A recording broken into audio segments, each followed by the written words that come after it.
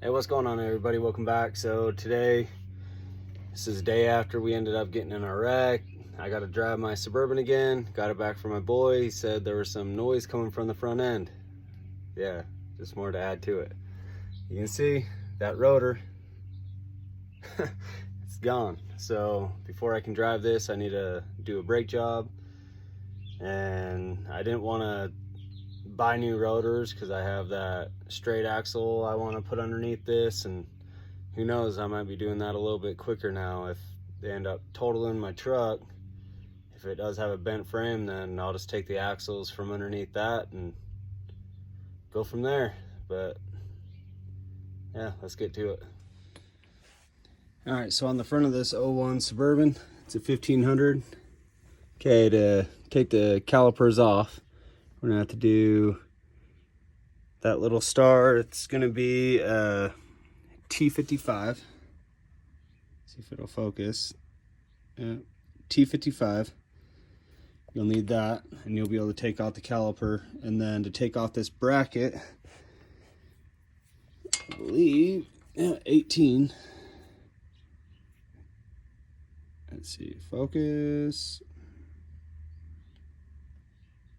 There you go, it's an 18. So you'll need those two to take these off, and then a C-clamp that you can compress the piston on the caliper. So what I'm going to do is I'm going to take those off real quick and then show you from there. Alright, so with these ones, you need to be careful.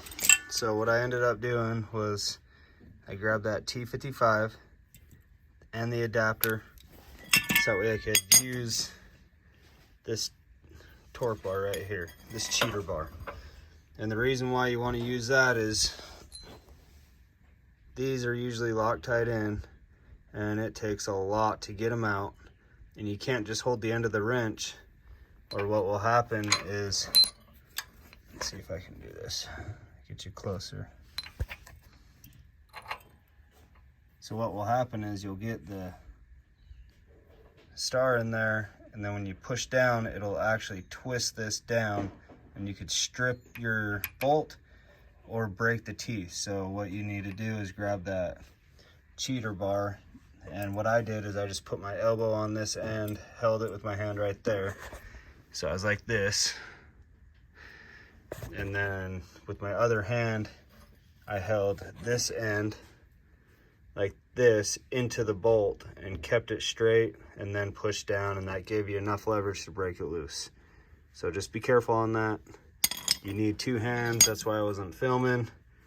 So just make sure you're careful you don't break your socket or strip out your bolt.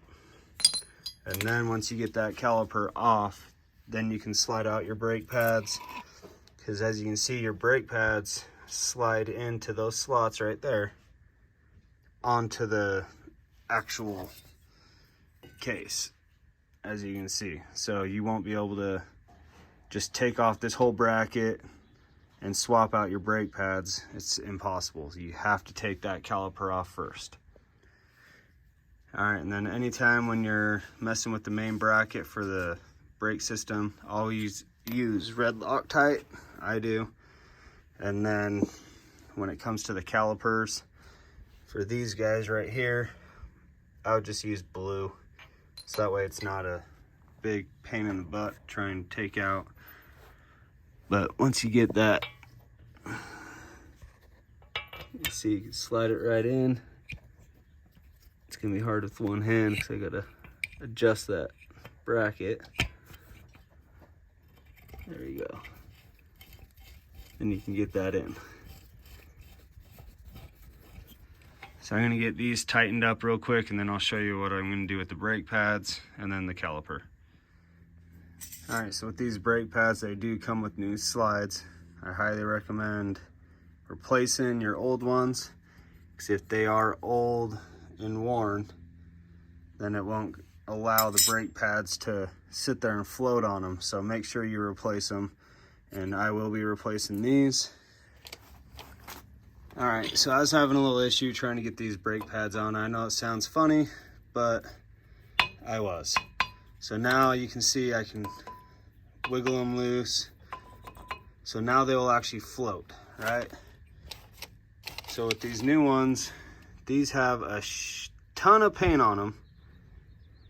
So you literally have to force them in there. So I had to take a little file, this file right here, and I had to file the inside of these notches and get the paint off, and then they'll slide right in. And on the inside pad, I had to shave off the top and the bottom, just the paint, and it slid right on.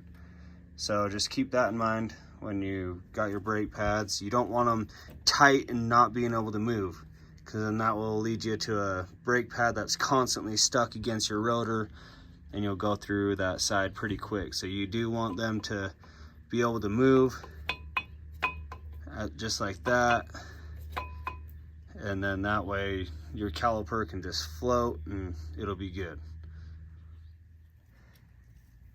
All right, so as you can see, it's all done. Got the other side done as well too, so wasn't too bad. Just make sure you guys jack it up properly and take care of both sides. Other than that, thank you guys for watching.